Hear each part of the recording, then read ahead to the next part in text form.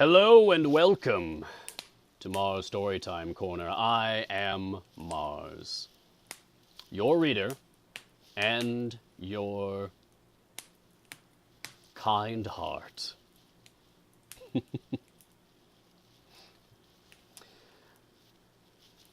Storytime Corner is a live audiobook experience. If you've ever enjoyed audiobooks or even just bedtime stories, you're in the right place. I read aloud works in the public domain, or if I have the author's permission, as I will tomorrow. Usually for the very first time, so a blind read. And I try my best to give unique voices to every character in the story, as well as the narration. If you'd like to chat with us, please feel free. You're welcome to do so. If you'd rather remain quiet and lurk, that's fine too. Some people even fall asleep to the stream, and I consider that a great compliment personally. This is a place of kindness and relaxation and gratitude. So just get yourself something nice to drink if you haven't yet already. Cozy up next to the fire and indulge and enjoy.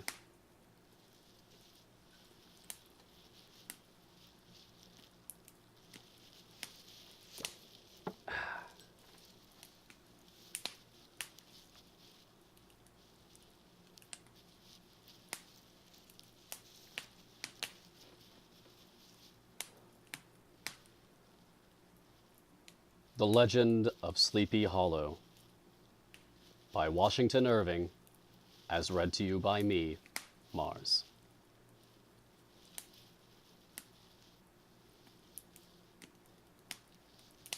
Found among the papers of the late Diedrich Knickerbocker.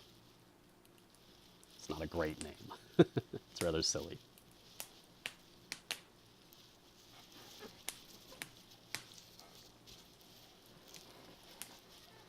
In the bosom of one of those spacious coves which indent the eastern shore of the Hudson, at that broad expansion of the river denominated by the ancient Dutch navigators the Tappan Zee, and where they always prudently shortened sail...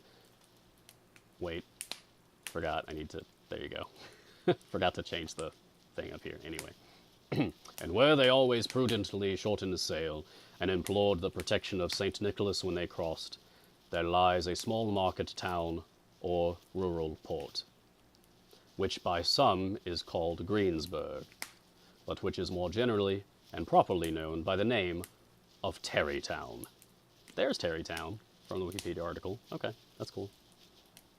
This name was given, we are told, in former days by the good housewives of the adjacent country, from the inveterate propensity of their husbands to linger about the village tavern on market days. Be that as it may, I do not vouch for the fact, but merely advert to it, for the sake of being precise and authentic. Not far from this village, perhaps about 2 miles, there is a little valley, or rather lap of land, among high hills, which is one of the quietest places in the whole world.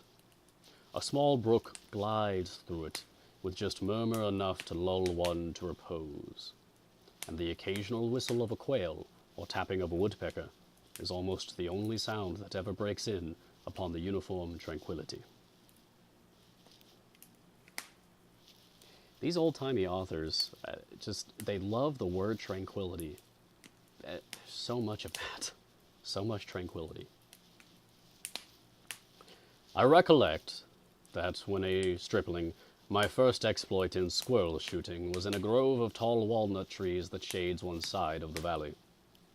I had wandered into it at noontime, when all nature is peculiarly quiet, and was startled by the roar of my own gun as it broke the Sabbath stillness around, and was prolonged and reverberated by the angry echoes. If ever I should wish for a retreat whither I might steal from the world and its distractions, and dream quietly away the remnant of a troubled life, I know of none more promising than this little valley. From the listless repose of the place, and the peculiar character of its inhabitants, who are descendants from the original Dutch settlers, this sequestered glen has long been known by the name of Sleepy Hollow. That's in all caps. and its rustic lads are called the Sleepy Hollow Boys throughout all the neighboring country. Sleepy Hollow Boys. That sounds like a horrific name for a monster unto itself. Hollow Boys. Oh, that's more unsettling to me than the actual monster in this story. You're enjoying some of the descriptive text? Me too. This is really nice. A drowsy, dreamy influence seems to hang over the land, and to pervade the very atmosphere. Some say that the place was bewitched by a high German doctor during the early days of the settlement. Others that an old Indian chief, the prophet or wizard of his tribe, held his pow-wows there before the country was discovered by Master Hendrik Hudson. Certain it is, the place still continues under the sway of some witching power that holds a spell over the minds of the good people, causing them to walk in a continual reverie. They are given to all kinds of marvelous beliefs, and frequently see strange sights, and hear music and voices in the air. The whole neighborhood abounds with local tales, haunted spots, and twilight superstitions. Stars shoot, and meteors glare oftener across the valley than in any other part of the country. And the nightmare, which her whole ninefold seems to make it the very favorite scene of her gambols. I believe he's referencing the mythological nightmare itself, and not simply having bad dreams. The dominant spirit, however, that haunts this enchanted region and seems to be commander-in-chief of all the powers of the air is the apparition of a figure on horseback, without a head. It is said by some to be the ghost of a Hessian trooper whose head had been carried away by a cannonball in some nameless battle during the Revolutionary War, and who is ever and anon seen by the country folk hurrying along in the gloom of night, as if on the wings of the wind. His haunts are not confined to the valley, but extend at times to the adjacent roads, and especially to the vicinity of a church at no great distance. Indeed, certain of the most authentic historians of those parts, who have been careful in collecting and collating the floating facts concerning this spectre, allege that the body of the trooper having been buried in the churchyard, the ghost rides forth to the scene of battle in nightly quest of his head, and that the rushing speed with which he sometimes passes along the hollow like a midnight blast is owing to his being belated and in a hurry to get back to the churchyard before daybreak. Such is the general purport of this legendary superstition, which has furnished materials for many a wild story in that region of shadows, and the spectre is known at all the country firesides by the name of the Headless Horseman of Sleepy Hollow. It is remarkable that the visionary propensity I have mentioned is not confined to the native inhabitants of the valley, but is unconsciously imbibed by every one who resides there for a time. However wide awake they may have been before they entered that sleepy region, they are sure in a little time to inhale the witching influence of the air and begin to grow imaginative, to dream dreams and see apparitions.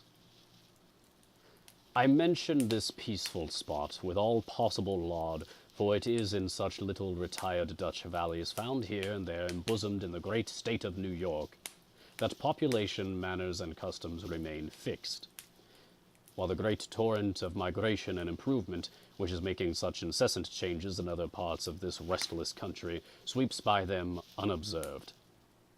They are like those little nooks of still water which border a rapid stream, where we may see the straw and bubble riding quietly at anchor, or slowly revolving in their mimic harbor, undisturbed by the rush of the passing current.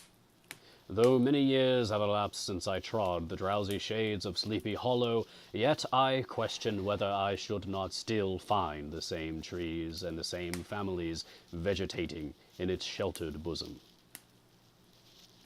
In this by-place of nature there abode, in a remote period of American history, that is to say some 30 years since, a worthy wight of the name of Ichabod Crane, who sojourned, or as he expressed it, tarried, in Sleepy Hollow, for the purpose of instructing the children of the vicinity. He was a native of Connecticut, a state which supplies the Union with pioneers for the mind as well as for the forest, and sends forth yearly its legions of frontier woodsmen and country schoolmasters. The cognomen of Crane was not inapplicable to his person. He was tall, but exceedingly lank, with narrow shoulders, long arms and legs, hands that dangled a mile out of his sleeves. Good God, those are long arms. Feet that might have served for shovels, and his whole frame most loosely hung together. His head was small and flat at top, with huge ears, large green glassy eyes, and a long snipe nose, so that it looked like a weathercock perched upon his spindle neck to tell which way the wind blew. To see him striding along the profile of a hill on a windy day, with his clothes bagging and fluttering about him, one might have mistaken him for the genius of famine descending upon the earth, or some scarecrow eloped from a cornfield. This narrator is being so harsh to poor Ichabod Crane. Come on, don't skinny shame the guy. I know what that's like. I get that all the time. It's awful. His schoolhouse was a low building of one large room, rudely constructed of logs. The windows partly glazed and partly patched with leaves of old copybooks. It was most ingeniously secured at vacant hours by a withe twisted in the handle of the door, and stakes set against the window shutters, so that, though a thief might get in with perfect ease, he would find some embarrassment in getting out, an idea most probably borrowed by the architect Joost van Houten from the mystery of an eel pot. Sure, okay. The schoolhouse stood in a rather lonely but pleasant situation just at the foot of a woody hill, with a brook running close by and a formidable birch tree growing at one end of it.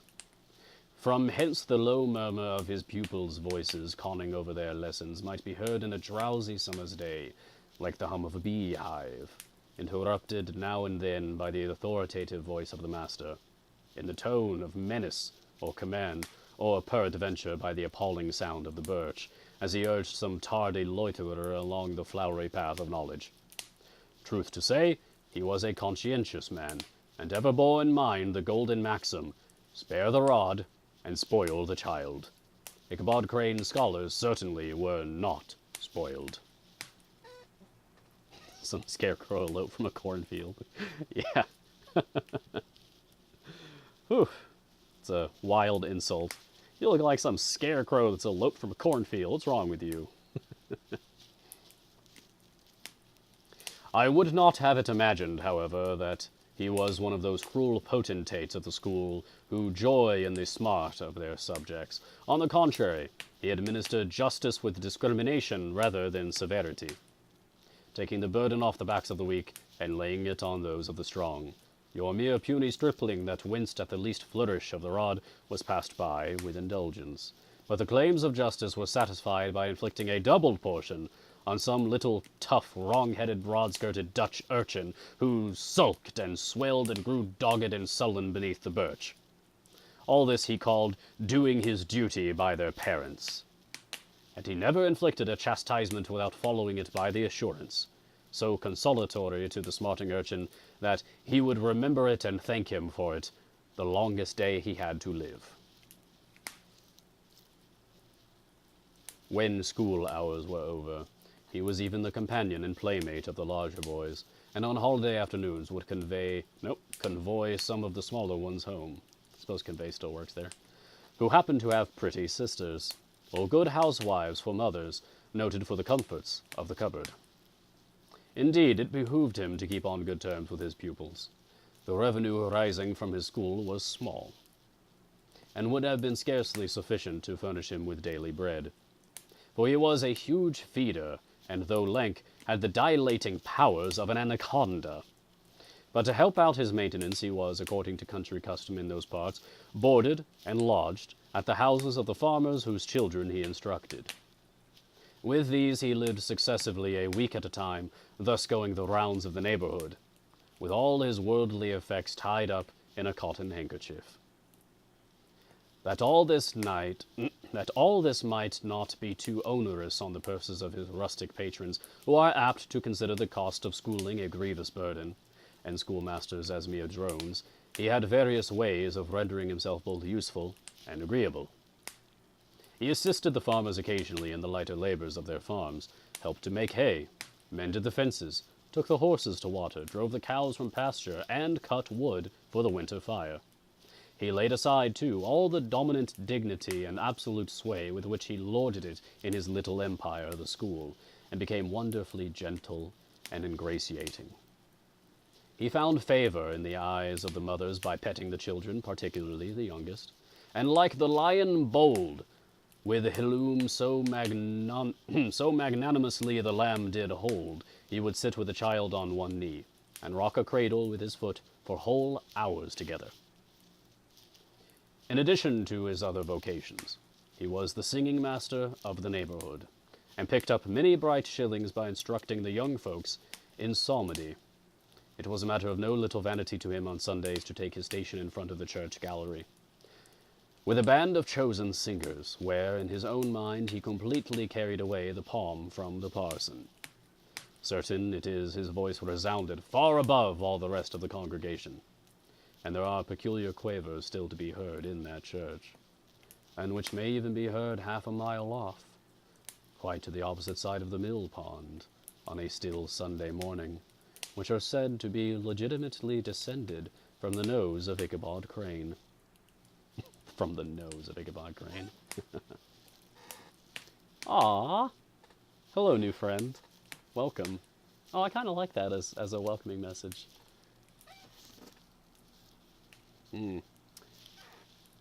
Katya Tier? Katya Tier? May I call you Kat? Welcome, Kat. Thank you for joining us. I hope that you're enjoying the story and that you have a nice, relaxing time. Thank you. Thus, by divers little makeshifts, in that ingenious way which is commonly denominated by hook and by crook, the worthy pedagogue got on tolerably enough, and was thought, by all who understood nothing of the labor of head work, to have a wonderfully easy life of it. The schoolmaster is generally a man of some importance in the female circle of a rural neighborhood, being considered a kind of idle, gentleman-like personage of vastly superior taste and accomplishments to the rough country swains, and indeed inferior in learning only to the parson. His appearance, therefore, is apt to occasion some little stir at the tea-table of a farmhouse, and the addition of a supernumerary dish of cakes or sweetmeats, or, peradventure, the parade of a silver teapot. Our man of letters, therefore, was peculiarly happy in the smiles of all the country damsels. How he would figure among them in the churchyard between services on Sundays, gathering grapes for them from the wild vines that overran the surrounding trees, reciting for their amusement all the epitaphs on the tombstones, or sauntering, with a whole bevy of them, along the banks of the adjacent mill pond, while the more bashful country bumpkins hung sheepishly back, envying his superior elegance and address. From his half-itinerant life, also, he was a kind of traveling gazette, carrying the whole budget of local gossip from house to house, so that his appearance was always greeted with satisfaction. He was, moreover, esteemed by the women as a man of great erudition, for he had read several books quite through, and was a perfect master of Cotton Mather's History of New England Witchcraft, in which, by the way, he most firmly and potently believed. This dude believes in witchcraft! That puts a new spin on the tale that I had never thought about before. So he already is superstitious. Very interesting. Although this kind of thing was far more common back in the day. In his defense. He was, in fact, an odd mixture of small shrewdness and simple credulity. His appetite for the marvelous and his powers of digesting it were equally extraordinary, and both had been increased by his residence in this spell-bound region. No tale was too gross or monstrous for his capacious swallow. It was often his delight, after his school was dismissed in the afternoon, to stretch himself on the rich bed of clover bordering the little brook that whimpered by his schoolhouse, and there con over old Mather's direful tales, until the gathering dusk of evening made the printed page a mere mist before his eyes. I know what that's like. Then, as he wended his way by swamp and stream and awful woodland to the farmhouse where he happened to be quartered, every sound of nature at that witching hour fluttered his excited imagination. The moan of the whippoorwill from the hillside, the boding cry of the tree-toad, that harbinger of storm, the dreary hooting of the screech owl, or the sudden rustling in the thicket of birds frightened from their roost. The fireflies, too, which sparkled most vividly in the darkest places, now and then startled him, as one of uncommon brightness would stream across his path. And if by chance a huge blockhead of a beetle came winging his blundering flight against him, the poor varlet was ready to give up the ghost, with the idea that he was struck with a witch's token. A witch's token? First I've heard of that. That's an interesting little nugget of folklore. I'm gonna have to look that up later. That's curious. His only resource on such occasions, either to drown thought or drive away evil spirits, was to sing psalm tunes, and the good people of Sleepy Hollow, as they sat by their doors of an evening, were often filled with awe at hearing his nasal melody in linked sweetness long drawn out, floating from the distant hill or along the dusky road. Aww. When did this take place? This story, I mentioned earlier in my sort of prelude, talking about the meta of the story, like when it was written and why it was written and all that stuff. 1820. 1820. So that's our timing. And you're very welcome, Kat. Welcome. I am honored that you liked me so much that you made an account just to follow me. Thank you so much. That's really cool. Welcome to Twitch. Another of his sources of fearful pleasure was to pass long winter evenings with the old Dutch wives, as they sat spinning by the fire, with a row of apples roasting and sputtering along the hearth. Oh, that sounds so good right now. A roasted apple. And listened to their marvelous tales of ghosts and goblins, and haunted fields, and haunted brooks, and haunted bridges, and haunted houses, and particularly of the Headless Horseman, or Galloping Hessian of the Hollow, as they sometimes called him. He would delight them equally by his anecdotes of witchcraft, and of the direful omens and portentous sights and sounds in the air, which prevailed in the earlier times of Connecticut, and would frighten them woefully with speculations upon comets and shooting stars, and with the alarming fact that the world did absolutely turn round, and that they were half the time topsy-turvy. Ridiculous. Thanks, Pythax, for being such a cheerful sport of a guy and gifting a sub to our new friend Kat. Thanks, bud.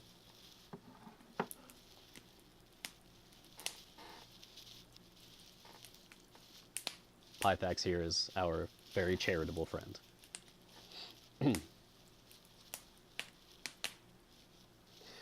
But if there was a pleasure in all this, while snuggly cuddling in the chimney corner of a chamber that was all of a ruddy glow from the crackling wood fire, and where, of course, no spectre dared to show its face, it was dearly purchased by the terrors of his subsequent walk homeward. What fearful shapes and shadows beset his path amidst the dim and ghastly glare of a snowy night! With what wistful look did he eye every trembling ray of light streaming across the waste fields from some distant window. How often was he appalled by some shrub covered with snow, which, like a sheeted spectre, beset his very path. How often did he shrink with curdling awe at the sound of his own steps on the frosty crust beneath his feet, and dread to look over his shoulder, lest he should behold some uncouth being tramping close behind him.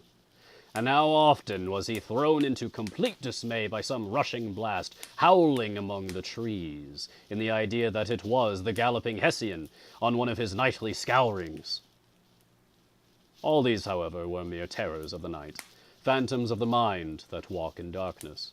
And though he had seen many spectres in his time, and been more than once beset by Satan in divers shapes, in his lonely perambulations yet daylight put an end to all these evils, and he would have passed a pleasant life of it, in spite of the devil and all his works, if his path had not been crossed by a being that causes more perplexity to mortal man than ghosts, goblins, and the whole race of witches put together, and that was a woman.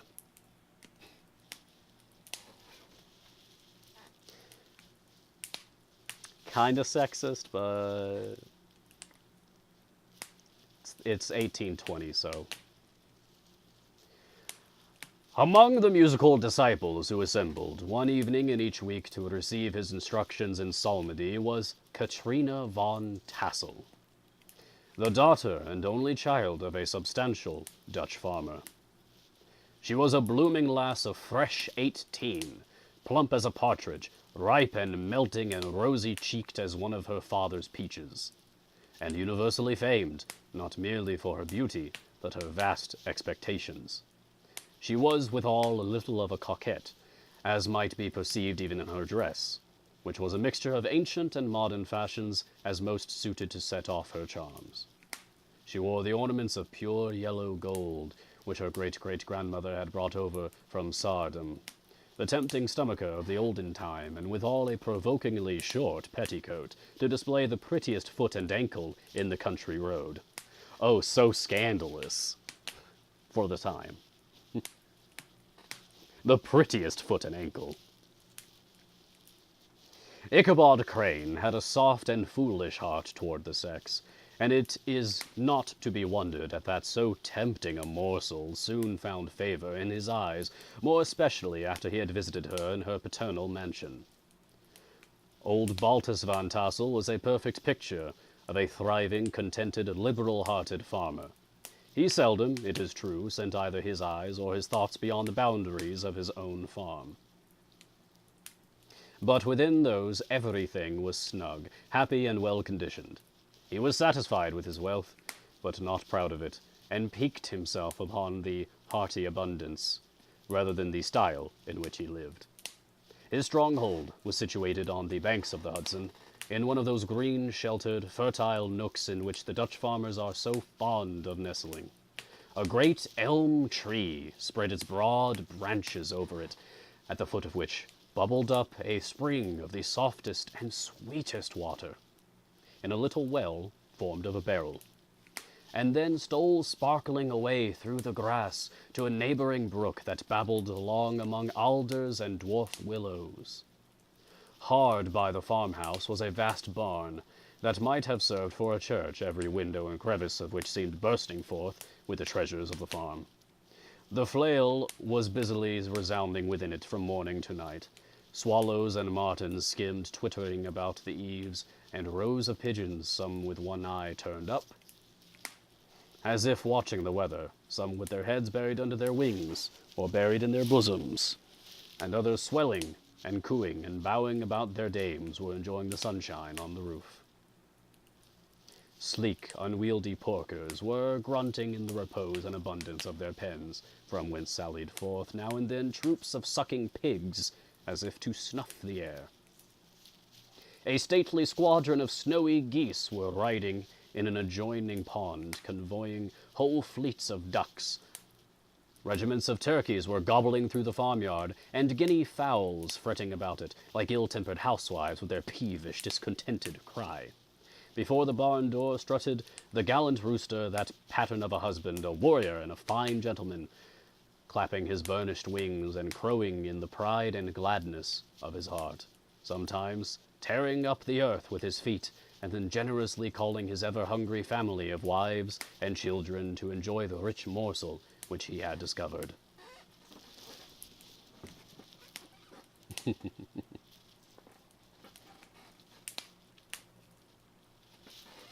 Hey, no worries, Kat. I was new to streaming just a couple of months ago, really. Well, new to taking it seriously, at the very least. We have a lot of friendly people here who I'm sure would be happy to show you the ropes. If you ever have any questions, just ask. The pedagogue's mouth watered as he looked upon the sumptuous promise of luxurious winter fare. In his devouring mind's eye, he pictured to himself every roasting pig running about with a pudding in his belly and an apple in his mouth. The pigeons were snugly put to bed in a comfortable pie, and tucked in with a coverlet of crust. The geese were swimming in their own gravy, and the ducks pairing cosily in dishes like snug married couples with a decent competency of onion sauce. In the porkers he saw carved out the future sleek side of bacon and juicy relishing ham, not a turkey, but he beheld daintily trussed up, with its gizzard under its wing and peradventure a necklace of savory sausages. And even bright Chanticleer himself lay sprawling on his back, in a side dish with uplifted claws, as if craving that quarter which his chivalrous spirit disdained to ask while living.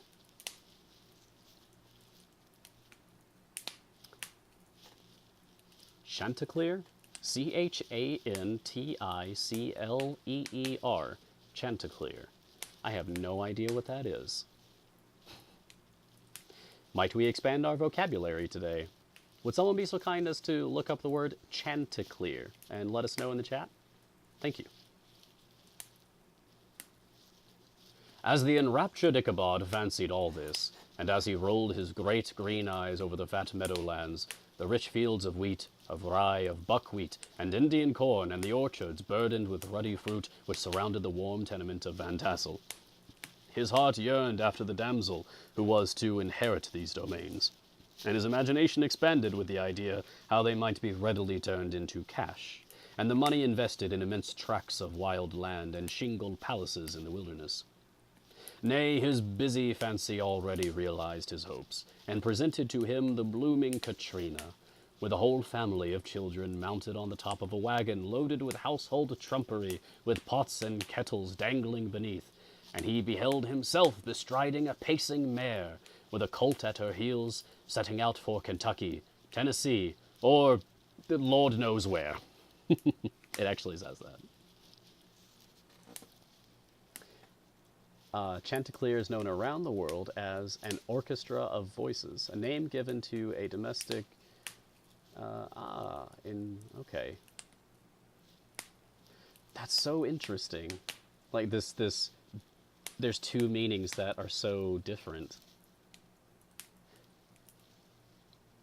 I love words. I love etymology. That is really cool. Thanks, guys. Appreciate that. I like to do that when we encounter new words. Ask the chat to help us learn. When he entered the house, the conquest of his heart was complete. It was one of those spacious farmhouses with high-ridged but lowly sloping roofs, built in the style handed down from the first Dutch settlers. The low projecting eaves forming a piazza along the front, capable of being closed up in bad weather. Under this were hung flails, harness, various utensils of husbandry, and nets for fishing in the neighboring river. Benches were built along the sides for summer use, and a great spinning wheel at one end and a churn at the other showed the various uses to which this important porch might be devoted. From this piazza, the wondering Ichabod entered the hall which formed the center of the mansion, and the place of usual residence. Here rows of resplendent pewter, ranged on a long dresser, dazzled his eyes. In one corner stood a huge bag of wool, ready to be spun. In another, a quantity of linsey-woolsey, just from the loom. Linsey-woolsey. That's just fun to say. Linsey-woolsey. Ears of Indian corn and strings of dried apples and peaches hung in gay festoons along the walls, mingled with the gaud of red peppers. And a door left ajar gave him a peep into the best parlor, where the claw-footed chairs and dark mahogany tables shone like mirrors, and irons with their accompanying shovel and tongs glistened from their covert and asparagus tops. Mock oranges and conch shells decorated the mantelpiece. Strings of various colored birds' eggs were suspended above it. A great ostrich egg was hung from the center of the room, and a corner cupboard, knowingly left open, displayed immense treasures of old silver and well-mended china. Wow. That is quite some decoration there. I need to take a moment. My throat's feeling a bit dry. So I think I'll take a short break to refresh myself. I like this so far. Although I'm surprised that it's been largely narration. Well, entirely narration so far. I wonder if there are any spoken lines, any dialogue at all. It might not be the case.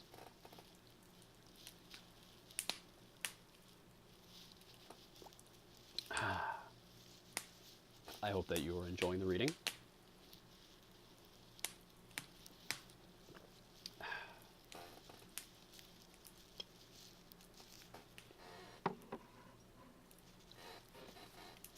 Never encountered Chanticleer before. Yeah, me either. That's a new one. But I love learning new words. It's fun. I actually have a dictionary app on my phone, and I even got the premium version so that I would be able to get like a word of the day just sent to me every morning. I love it. It's great. I'm a nerd for words.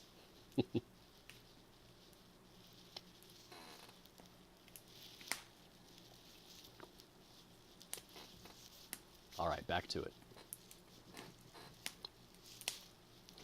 From the moment Ichabod laid his eyes upon these regions of delight, the peace of his mind was at an end, and his only study was how to gain the affections of the peerless daughter of Van Tassel.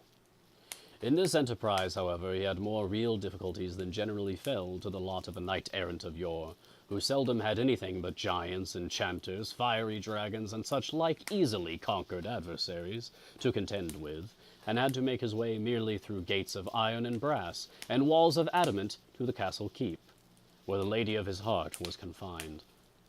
All which he achieved as easily as a man would carve his way to the center of a Christmas pie. And then the lady gave him her hand as a matter of course. I like how this sounds sarcastic. This is great. Ichabod, on the contrary, had to win his way to the heart of a country coquette, beset with a labyrinth of whims and caprices, which were forever presenting new difficulties and impediments. And he had to encounter a host of fearful adversaries of real flesh and blood, the numerous rustic admirers who beset every portal to her heart, keeping a watchful and angry eye upon each other, but ready to fly out in the common cause against any new competitor. Among these, the most formidable was a burly, roaring, roistering blade of the name of Abraham, or according to the Dutch abbreviation, Brom van Brunt, the hero of the country round, which rang with his feats of strength and hardihood. He was broad-shouldered and double-jointed, with short curly black hair and a bluff but not unpleasant countenance, having a mingled air of fun and arrogance.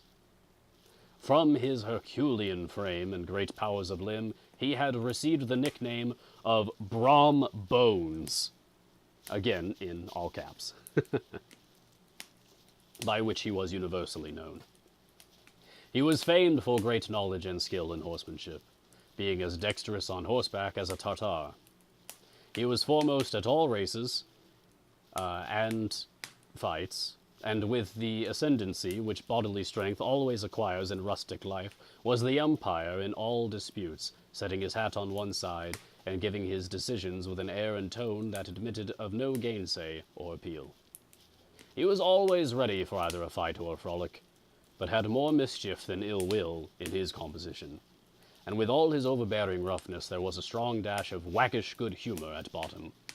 He had 3 or 4 boon companions who regarded him as their model, and at the head of whom he scoured the country, attending every scene of feud or merriment for miles round. Okay, can I just say real quick? This guy is literally Gaston from Beauty and the Beast. That's my headcanon, until proven otherwise in this story. This guy's Gaston, is what it sounds like.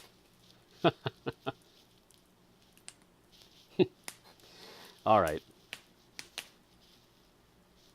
In cold weather he was distinguished by a fur cap, surmounted with a flaunting fox's tail, and when the folks at a country gathering descried this well-known crest at a distance, whisking about among a squad of hard riders, they always stood by for a squall. Sometimes his crew would be heard dashing along past the farmhouses at midnight with whoop and halloo like a troop of Don Cossacks, and the old dame, startled out of their sleep, would listen for a moment till the hurry-scurry had clattered by, and then exclaim, "Aye, there goes Brom Bones and his gang." The neighbors looked upon him with a mixture of awe, admiration, and goodwill, and when any madcap prank or rustic brawl occurred in the vicinity, always shook their heads and warranted Brom Bones was at the bottom of it. Everyone's just giving this guy a free pass for starting trouble and being a nuisance. Man.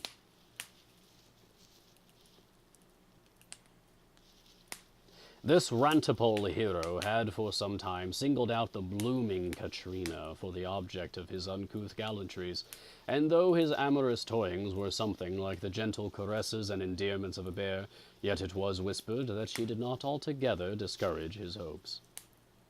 Certain it is his advances were signals for rival candidates to retire, who felt no inclination to cross a lion in his amours, insomuch that when his horse was seen tied to Van Tassel's paling on a Sunday night, a sure sign that his master was courting, or, as it is termed, sparking, within all other suitors passed by in despair, and carried the war into other quarters.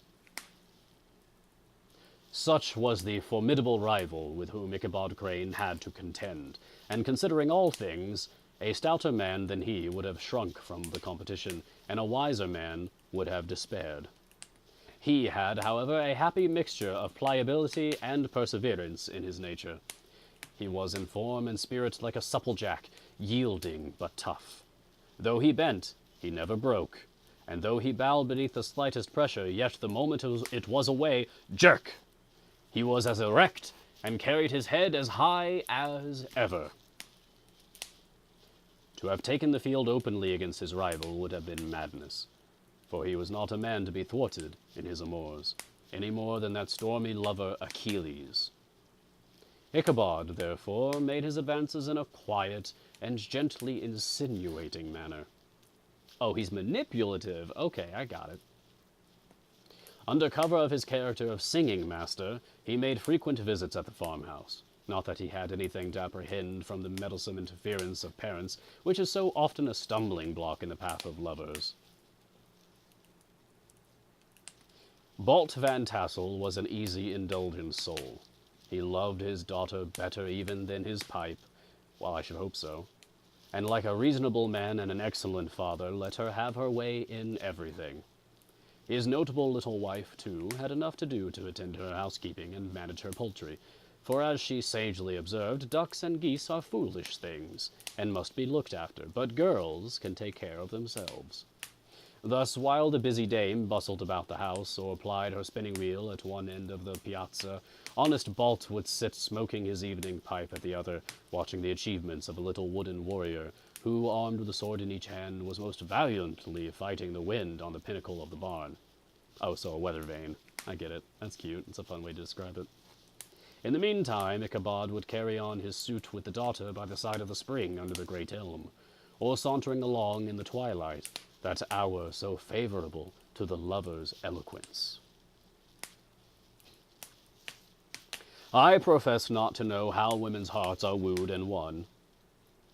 Accurate. To me, they have always been matters of riddle and admiration.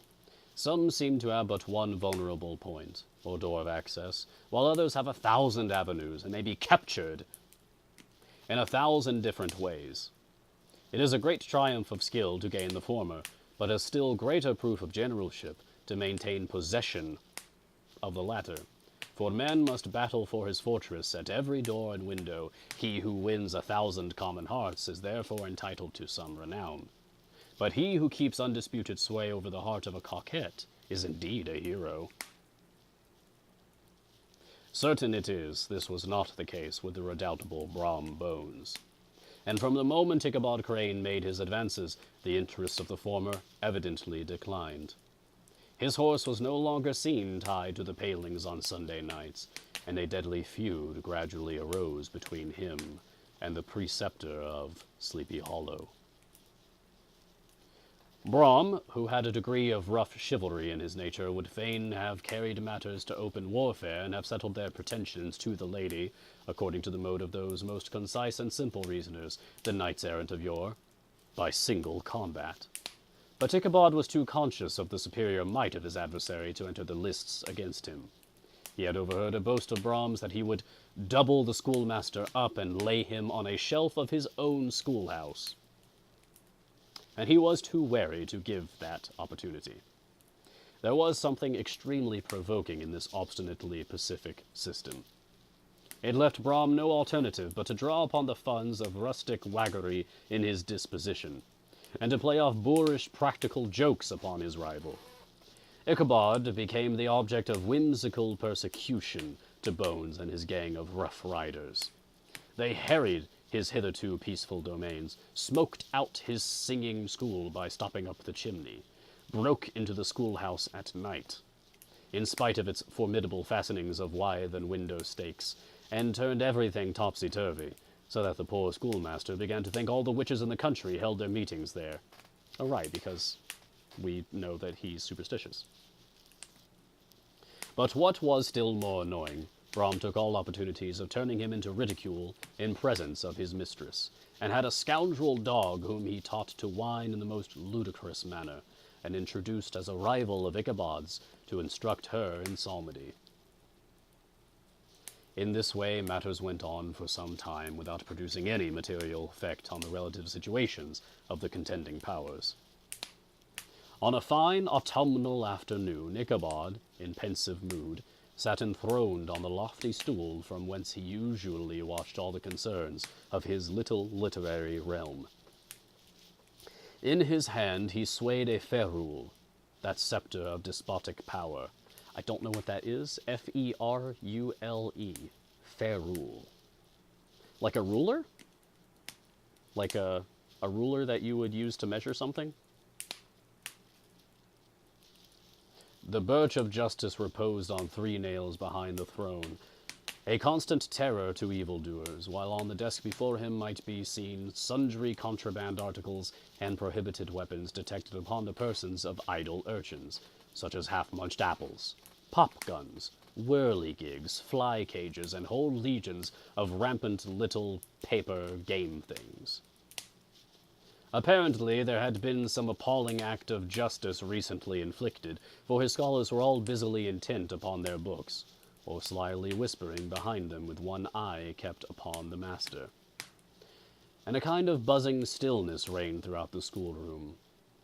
It was suddenly interrupted by the appearance of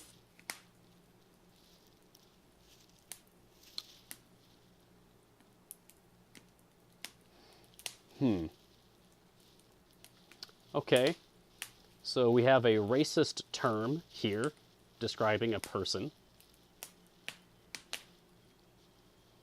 I am definitely not going to say it.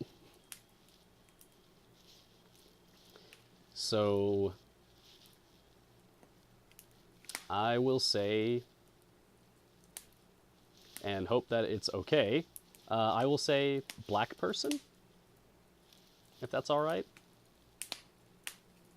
If anyone is offended by that whatsoever, just let me know.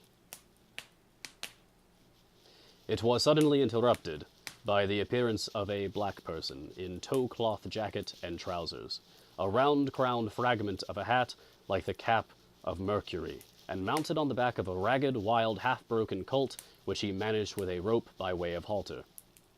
He came clattering up to the school door with an invitation to Ichabod to attend a merrymaking or quilting frolic to be held that evening at Mynheer Van Tassel's, and having delivered his message with that air of importance and effort at fine language which a black person is apt to display on petty embassies of the kind, he dashed over the brook and was seen scampering away up the hollow, full of the importance and hurry of his mission. All was now bustle and hubbub in the late quiet schoolroom. The scholars were hurried through their lessons without stopping at trifles. Those who were nimble skipped over half with impunity, and those who were tardy had a smart application now and then in the rear, to quicken their speed, or help them over a tall word. A tall word! Oh, I love that! Describing a long and difficult word as a tall word. Oh, that's delightful. Oh, I might add that to my vocabulary as a phrase. That's great. Books were flung aside without being put away on the shelves. Inkstands were overturned, benches thrown down, and the whole school was turned loose an hour before the usual time, bursting forth like a legion of young imps, yelping and racketing about the green in joy at their early emancipation.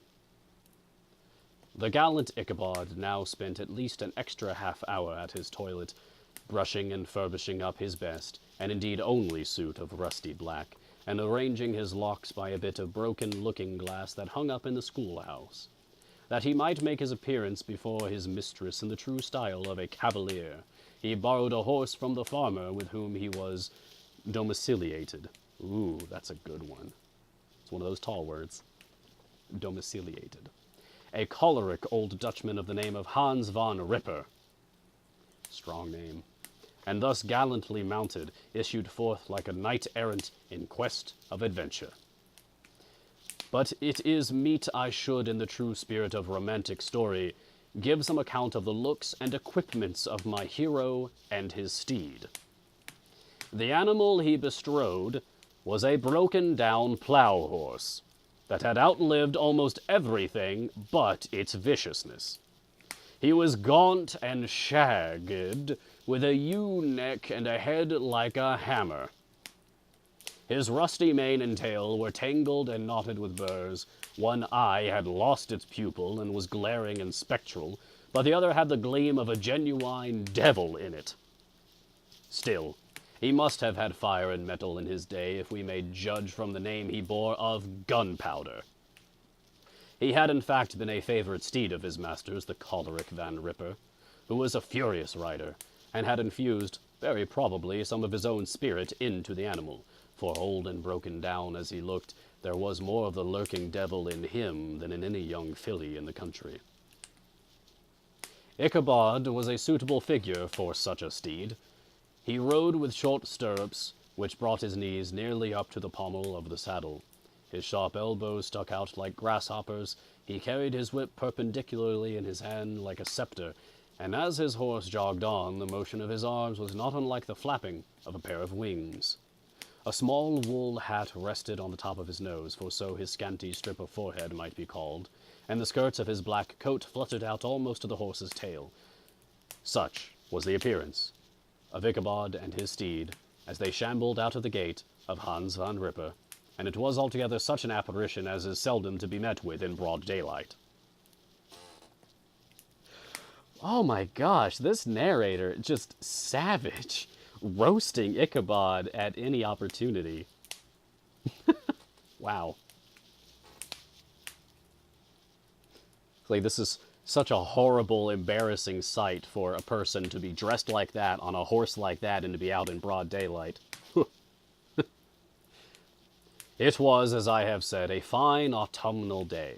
The sky was clear and serene, and nature wore that rich and golden livery which we always associate with the idea of abundance. The forest had put on their sober brown and yellow, while some trees of the tenderer kind had been nipped by the frosts into brilliant dyes of orange, purple, and scarlet. Streaming files of wild ducks began to make their appearance high in the air. The bark of the squirrel might be heard from the groves of beech and hickory nuts, and the pensive whistle of the quail at intervals from the neighboring stubble field. Oh, that's crazy. Actually, one of my closest friends has the name Stubblefield. It's the first time I've actually seen that anywhere besides their name. Neat.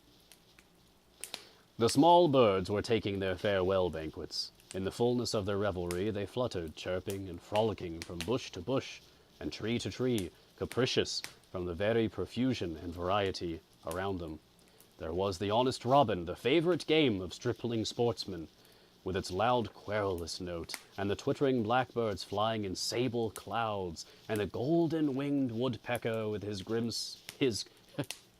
crimson crest, his broad black gorget and splendid plumage, and the cedar bird with its red-tipped wings and yellow-tipped tail and its little Montero cap of feathers. And the blue jay, that noisy coxcomb in his gay light blue coat and white underclothes, screaming and chattering, nodding and bobbing and bowing, and pretending to be on good terms with every songster on the grove. Such character, these birds. As Ichabod jogged slowly on his way, his eye, ever open to every symptom of culinary abundance, ranged with delight over the treasures of jolly autumn. On all sides he beheld vast store of apples, some hanging in oppressive opulence on the trees, some gathered into baskets and barrels for the market, others heaped up in rich piles for the cider press.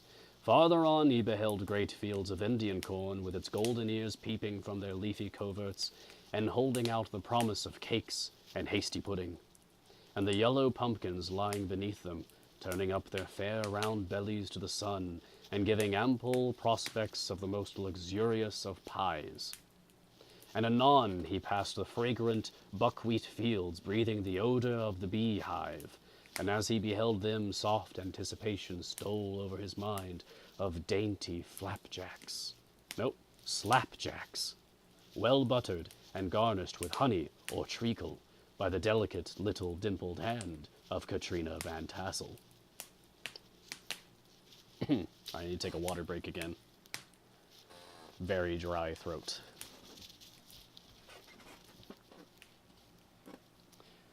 So far, the characters in the story don't really strike me as good people, as I would define good people in the modern age.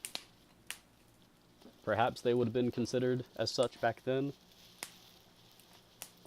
But a few immediate takeaways is this narrator just outright loathes Ichabod Crane, I believe.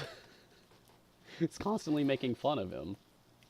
And apparently Ichabod is always hungry, just always thinking about food.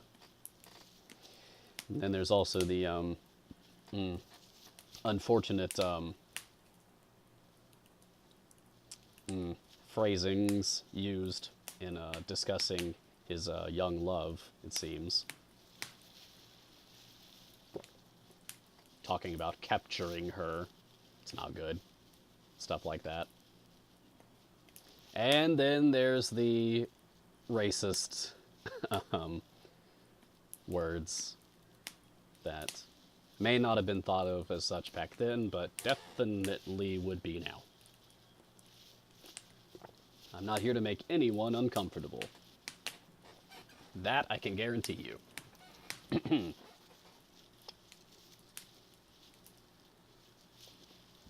Otherwise, if you can forgive all of that, otherwise, good story so far.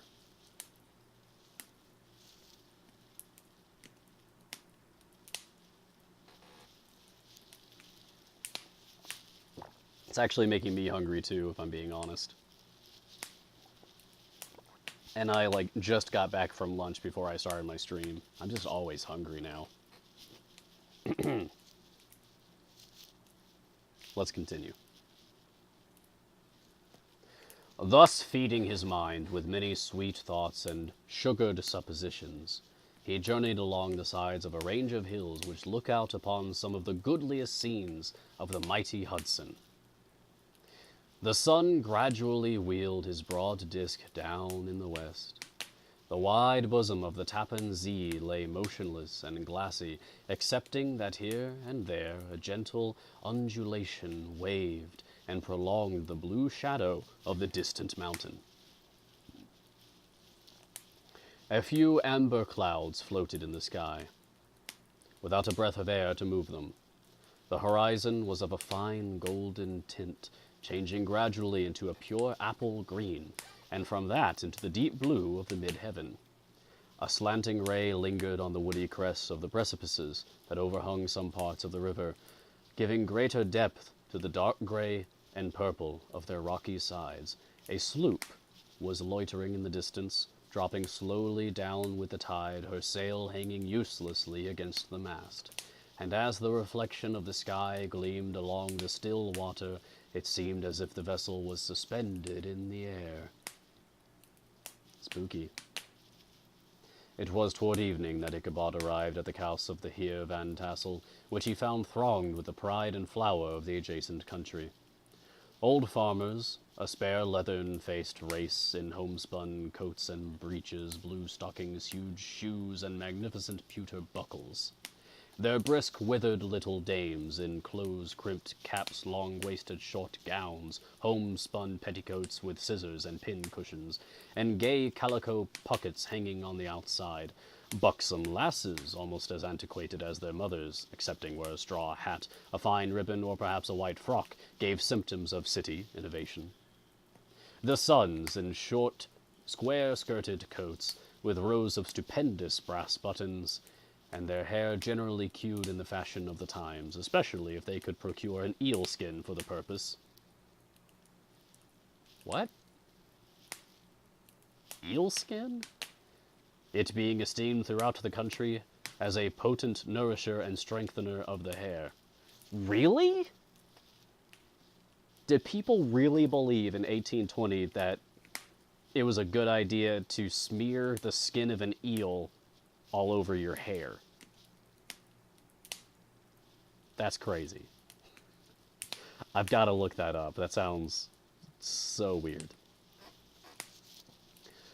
Brom Bones, however, was the hero of the scene, having come to the gathering on his favorite steed, Daredevil, a creature, like himself, full of mettle and mischief, and which no one but himself could manage.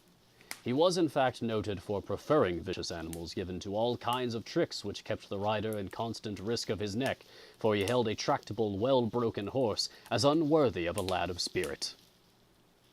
Fain would I pause to dwell upon the world of charms that burst upon the enraptured gaze of my hero, as he entered the state parlor of Van Tassel's mansion. Not those of the bevy of buxom lasses with their luxurious display of red and white, but the ample charms of a genuine Dutch country tea table in the sumptuous time of autumn. That sounds lovely. Such heaped-up platters of cakes of various and almost indescribable kinds, known only to experienced Dutch housewives. Okay. I won't spend long on this, but just real quick as an aside. And I've said this before. I've done this before for a previous story. I really dislike it when authors in their writing use indescribable to describe something. That's just lazy writing, in my opinion. That's a no-no. That's points off of Washington Irving. There was the doughty doughnut, the tender oly coec, and the crisp and crumbling cruller. That's my favorite. Sweet cakes and short cakes, ginger cakes and honey cakes, and the whole family of cakes. And then there were pies, apple pies, and peach pies, and pumpkin pies, besides slices of ham and smoked beef, and moreover delectable dishes of preserved plums and peaches, and pears and quinces, not to mention broiled shad, and roasted chickens, together with bowls of milk and cream, all mingled higgledy-piggledy, pretty much as I have enumerated them, with the motherly teapot sending up its clouds of vapor from the midst. Heaven bless the mark. I want breath and time to discuss this banquet as it deserves, and am too eager to get on with my story. Happily, Ichabod Crane was not in so great a hurry as his historian, but did ample justice to every dainty. Oh, that's really nice. I like how that just gave some character to the narrator without ever telling us who the narrator is. Like, the narrator himself is getting hungry talking about all this food. That's really cool. Or herself, I suppose, or their self. We don't know anything about the identity of the narrator yet.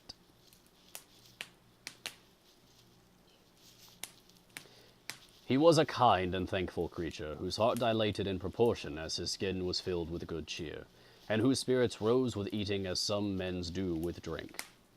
He could not help, too, rolling his large eyes round him as he ate, and chuckling with the possibility that he might one day be lord of all this scene of almost unimaginable luxury and splendor.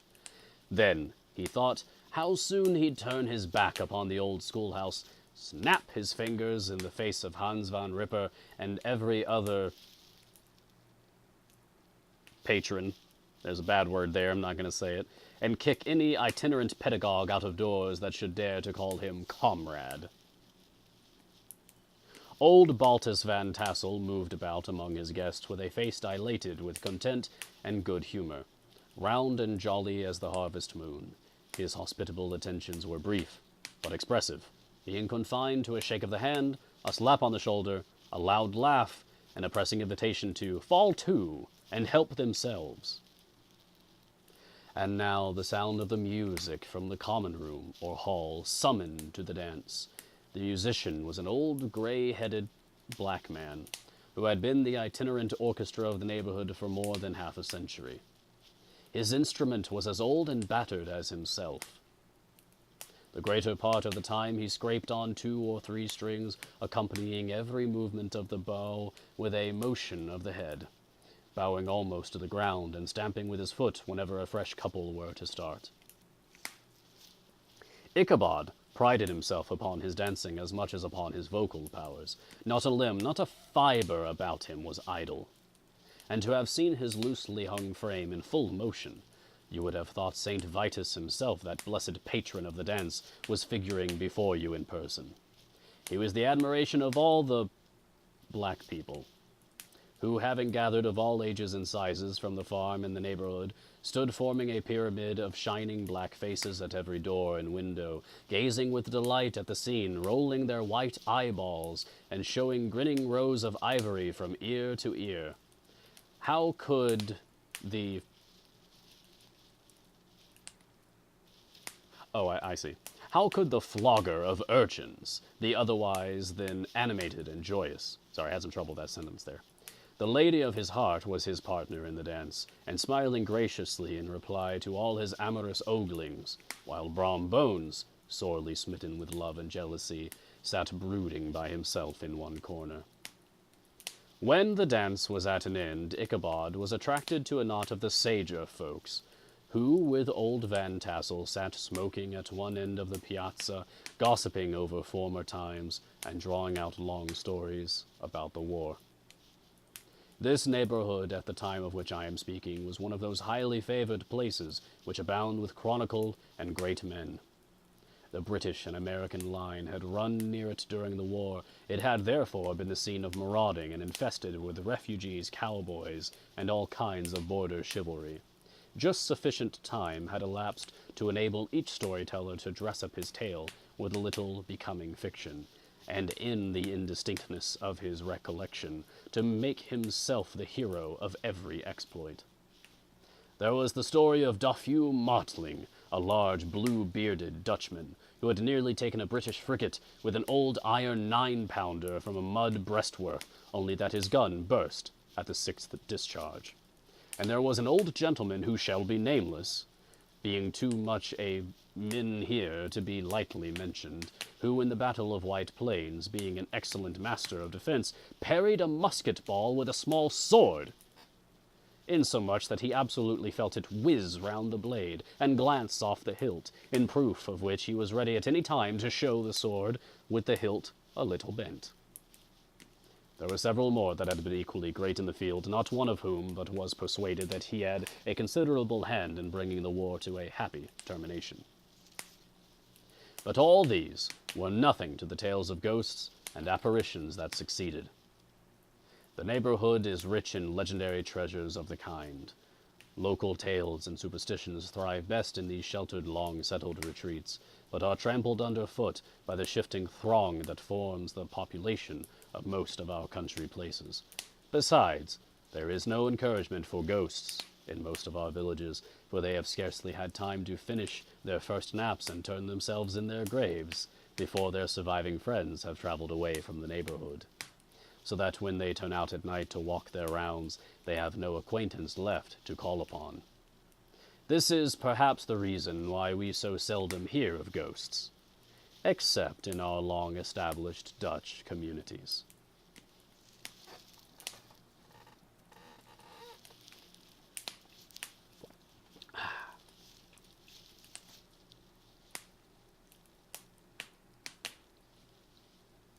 The immediate cause, however, of the prevalence of supernatural stories in these parts was doubtless owing to the vicinity of Sleepy Hollow. There was a contagion in the very air that blew from that haunted region. It breathed forth an atmosphere of dreams and fancies, infecting all the land. Several of the Sleepy Hollow people were present at Van Tassel's, and as usual were doling out their wild and wonderful legends. Many dismal tales were told about funeral trains, and mourning cries and wailings heard and seen about the great tree where the unfortunate Major Andre was taken, and which stood in the neighborhood. Some mention was made also of the woman in white that haunted the dark glen at Raven Rock, and was often heard to shriek on winter nights before a storm, having perished there in the snow. The chief part of the stories, however, turned upon that favorite spectre of Sleepy Hollow, the Headless Horseman, who had been heard several times of late patrolling the country, and it was said tethered his horse nightly among the graves in the churchyard. The sequestered situation of this church seems always to have made it a favorite haunt of troubled spirits. It stands on a knoll surrounded by locust trees and lofty elms, from among which its decent, whitewashed walls shine modestly forth, like Christian purity beaming through the shades of retirement. A gentle slope descends from it to a silver sheet of water bordered by high trees, between which peeps may be caught at the blue hills of the Hudson. To look upon its grass-grown yard, where the sunbeams seem to sleep so quietly, one would think that there at least the dead might rest in peace. On one side of the church extends a wide woody dell, along which raves a large brook among broken rocks and trunks of fallen trees. Over a deep black part of the stream, not far from the church, was formerly thrown a wooden bridge. The road that led to it and the bridge itself were thickly shaded by overhanging trees, which cast a gloom about it, even in the daytime, but occasioned a fearful darkness at night. Such was one of the favorite haunts of the Headless Horseman, and the place where he was most frequently encountered. The tale was told of old Brower, a most heretical disbeliever in ghosts, how he met the horseman returning from his foray into Sleepy Hollow, and was obliged to get up behind him. How they galloped over bush and brake, over hill and swamp, until they reached the bridge, when the horseman suddenly turned into a skeleton, threw old Brower into the brook, and sprang away over the treetops with a clap of thunder. The story was immediately matched by a thrice marvelous adventure of Brom Bones, who made light of the galloping Hessian as an errant jockey. He affirmed that on returning one night from the neighboring village of Sing Sing, he had been overtaken by this midnight trooper, that he had offered to race with him for a bowl of punch, and should have won it too, for Daredevil beat the goblin horse all hollow, but just as they came to the church bridge, the Hessian bolted and vanished in a flash of fire. All these tales told in that drowsy undertone with which men talk in the dark, like I'm doing now. The countenances of the listeners, only now and then receiving a casual gleam from the glare of a pipe, sank deep in the mind of Ichabod. He repaid them in kind with large extracts from his invaluable author, Cotton Mather, and added many marvelous events that had taken place in his native state of Connecticut, and fearful sights which he had seen in his nightly walks about Sleepy Hollow. The revel now gradually broke up.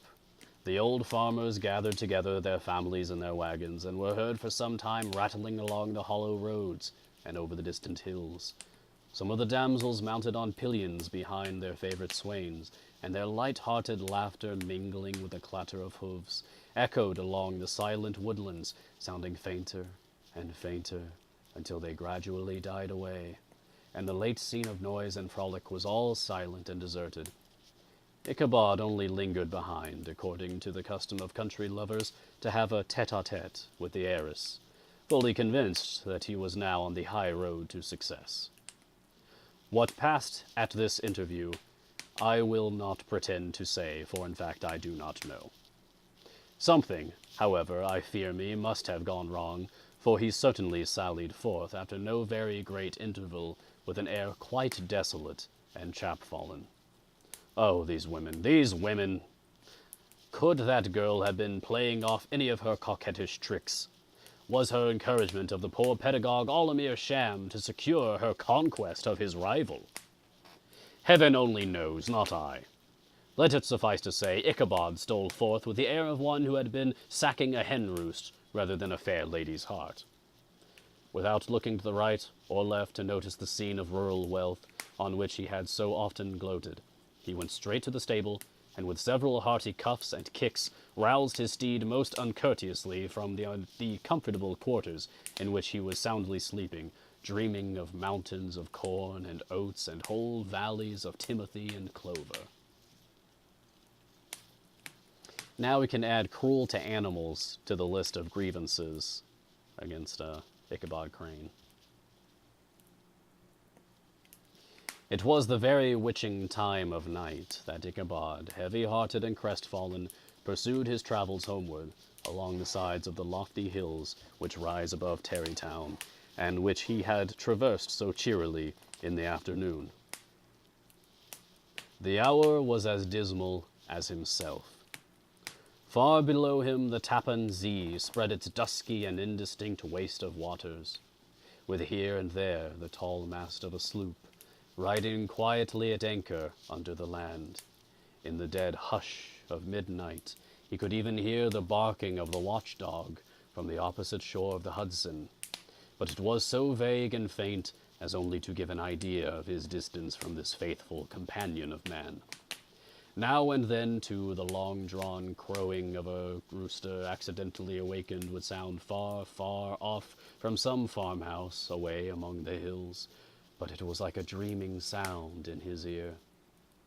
No signs of life occurred near him, but occasionally the melancholy chirp of a cricket, or perhaps the guttural twang of a bullfrog from a neighboring marsh, as if sleeping uncomfortably and turning suddenly in his bed.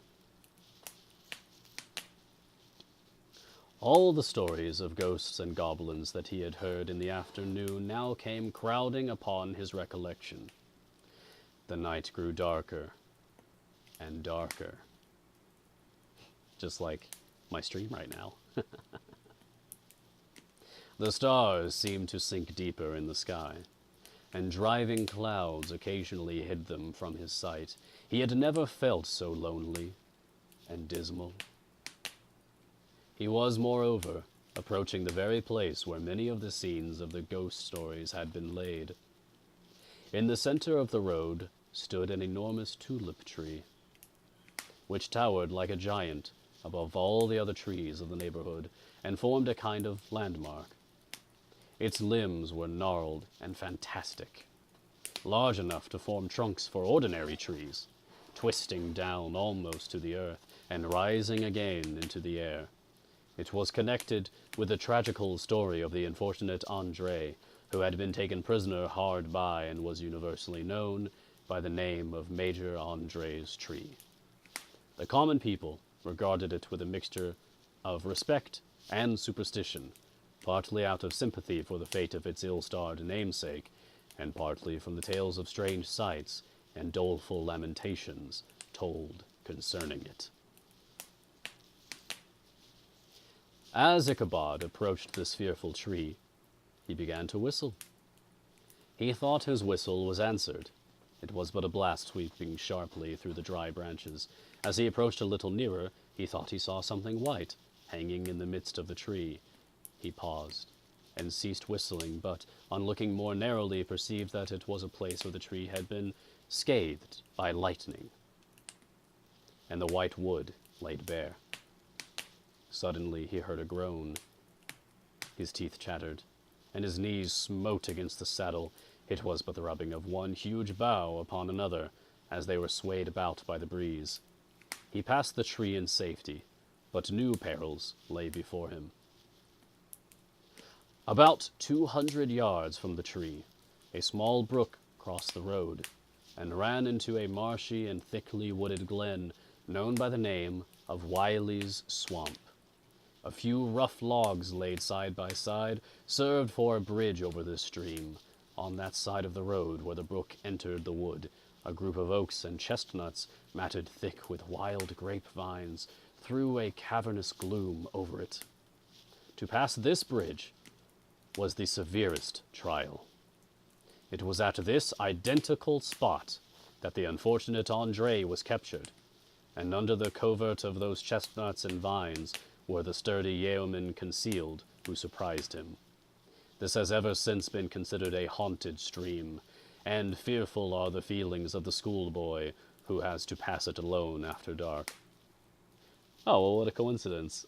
This is also considered a haunted stream. Sorry.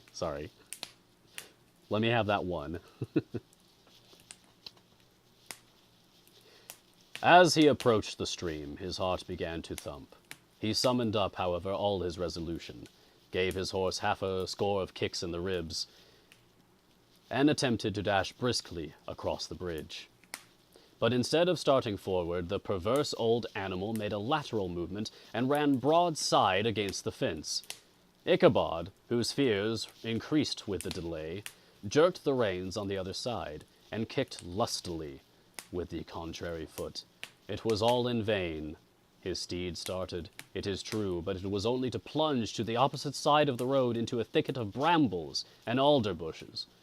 The schoolmaster now bestowed both whip and heel upon the starveling ribs of old Gunpowder, who dashed forward, snuffling and snorting, but came to a stand just by the bridge, with a suddenness that had nearly sent his rider sprawling over his head.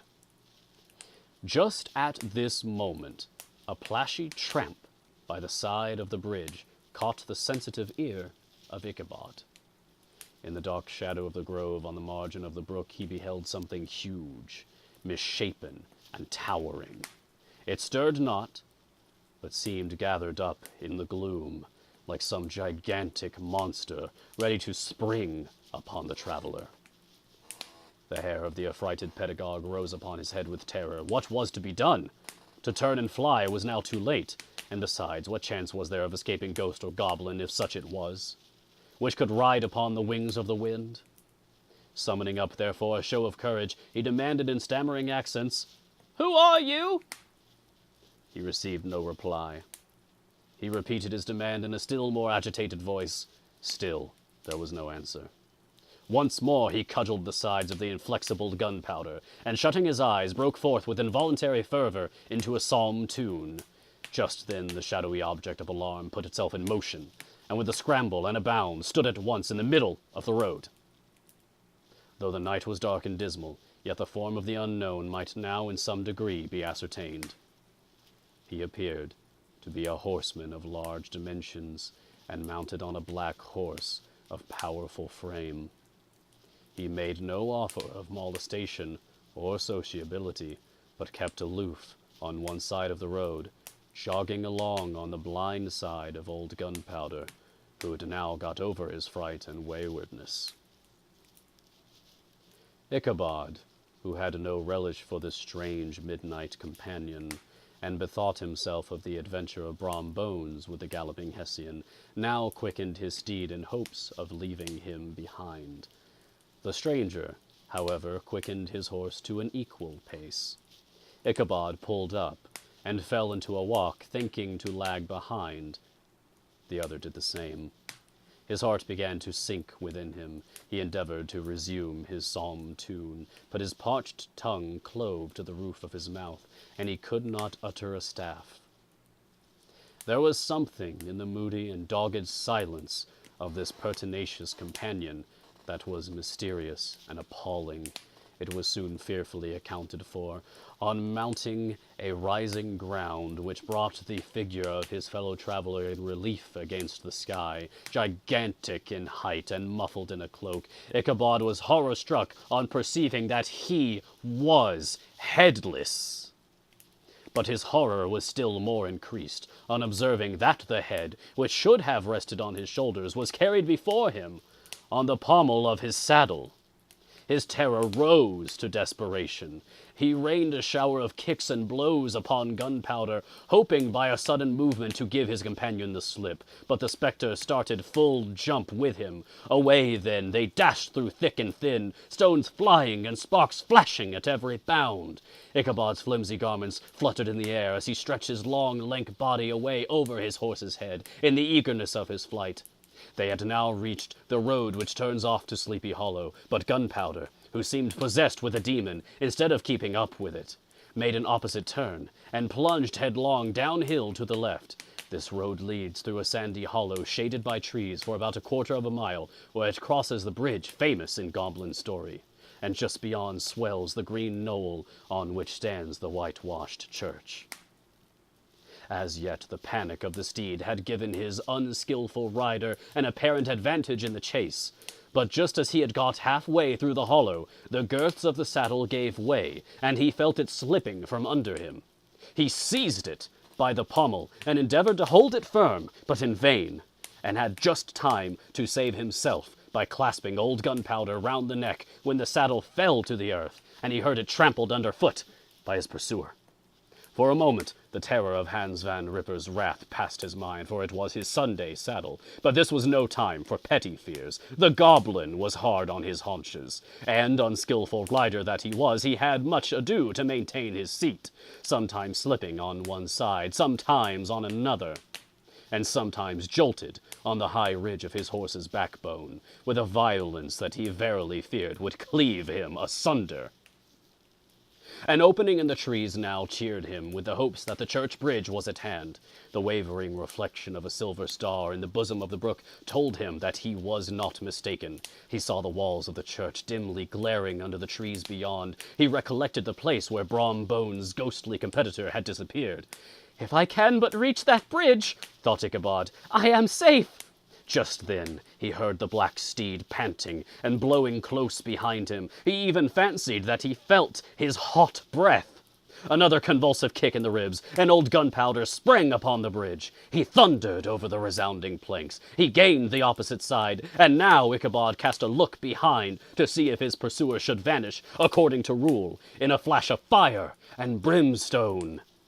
Just then he saw the goblin rising in his stirrups, and in the very act of hurling his head at him.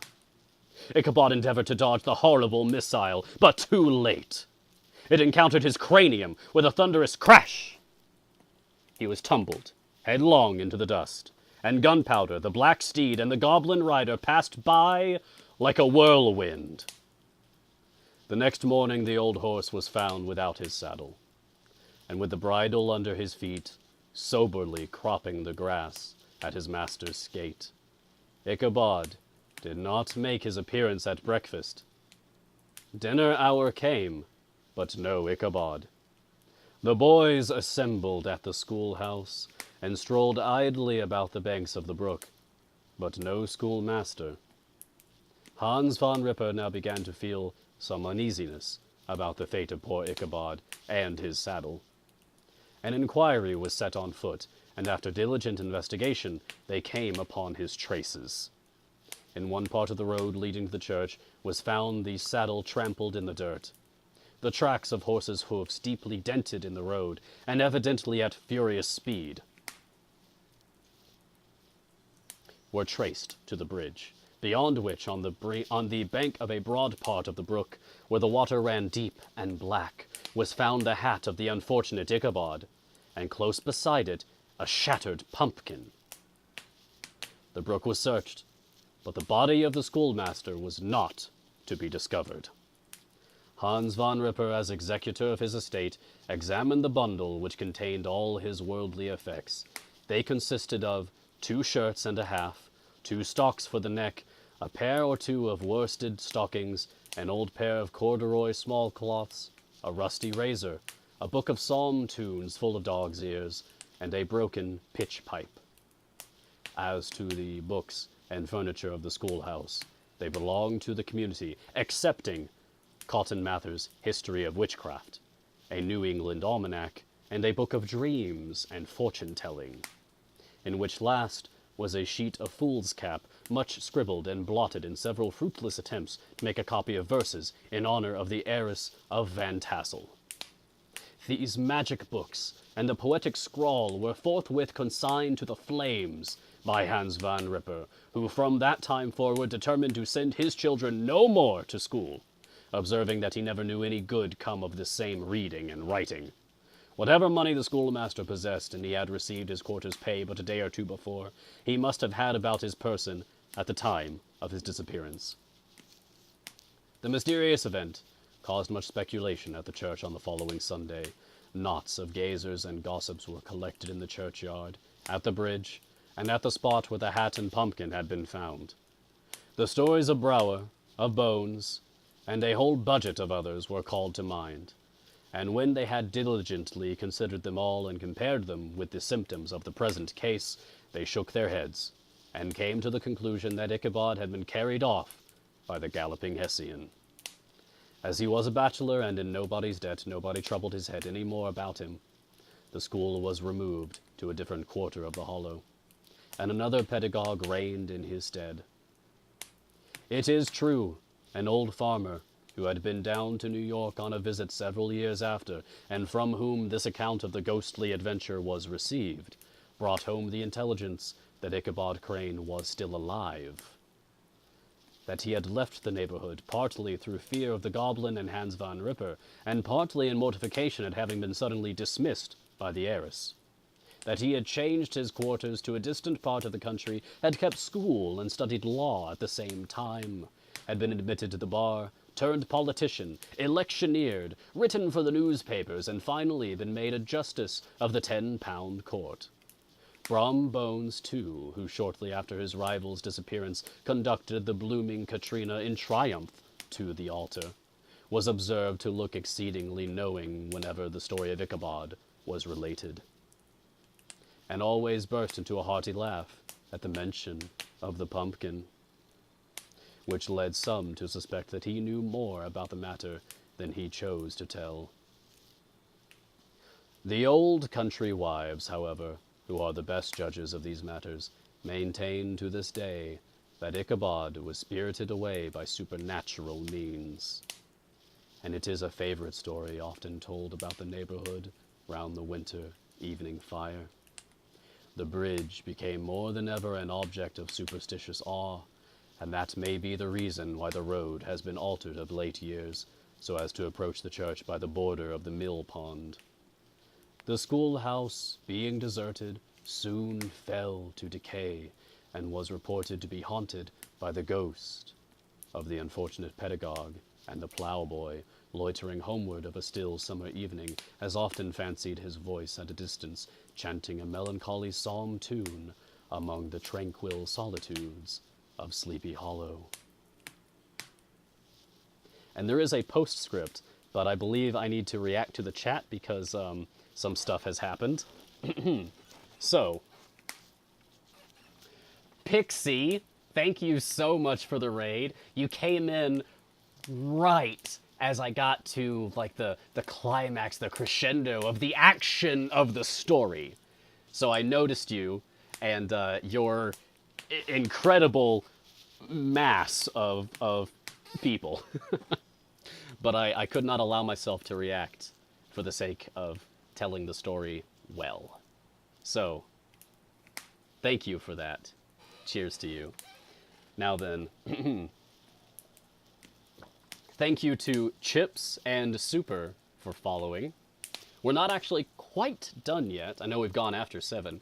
This might be one of my longest streams for the month of October. But there is more to read. Hello, Doug Dutcher. Welcome. Thank you, all the raiders. Thank you so much. It's so cool to have all these new wonderful faces here to enjoy the story. Hello, Tails. Hello, Gigai. Oh boy, this is fantastic. You picked a good one to come in on. There have definitely been some hiccups in this story. There have been some unfortunate parts in the story. It has not aged well. But the spookiness and the action of it and the descriptive fare of it is all really quite good. I am flabbergasted. Thank you so much, Pixie. Thank you so much, everyone. Let us read the postscript and be done with this tale. Postscript, found in the handwriting of Mr. Knickerbocker. The preceding tale is given almost in the precise words in which I heard it related at a corporation meeting at the ancient city of Manhattos, at which were present many of its sagest and most illustrious burghers. The narrator was a pleasant, shabby, gentlemanly old fellow in pepper and salt clothes with a sadly humorous face, and one whom I strongly suspected of being poor. He made such efforts to be entertaining. When his story was concluded, there was much laughter and approbation, particularly from 2 or 3 deputy aldermen, who had been asleep the greater part of the time.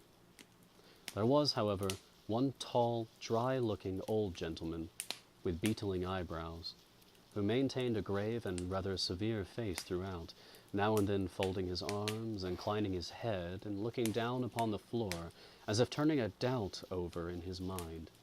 He was one of your wary men, who never laugh but upon good grounds when they have reason and law on their side. When the mirth of the rest of the company had subsided and silence was restored, he leaned one arm on the elbow of his chair. There, now I'm doing that. And sticking the other akimbo, demanded, with a slight but exceedingly sage motion of the head and contraction of the brow, what was the moral of the story, and what it went to prove? The storyteller, who was just putting a glass of wine to his lips as a refreshment after his toils. See, this guy gets it.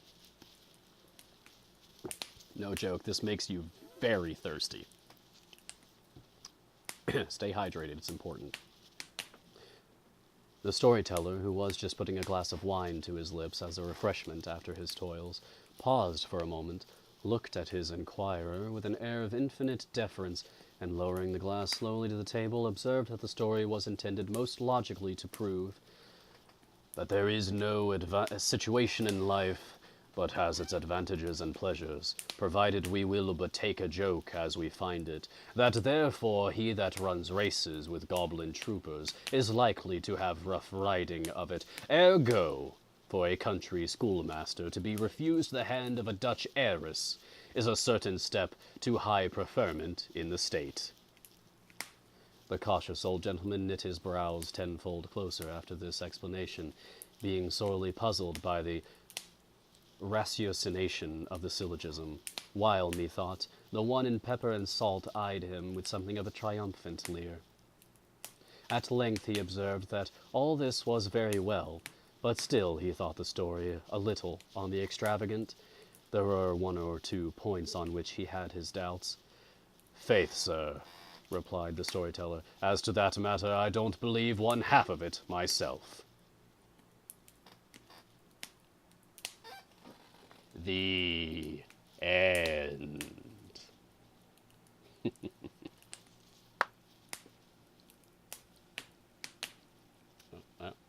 Just a second. Trying to get something to work with me here. All right. This has been The Legend of Sleepy Hollow by Washington Irving, as read to you by me, Mars. Ha! That was pretty good.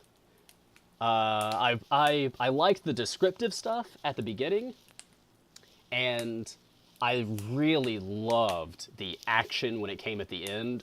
Oh, that was a good payoff, right? That was, man, you guys came in at the best part of this, right when it really got good. There were some other pieces that were not great. Not great.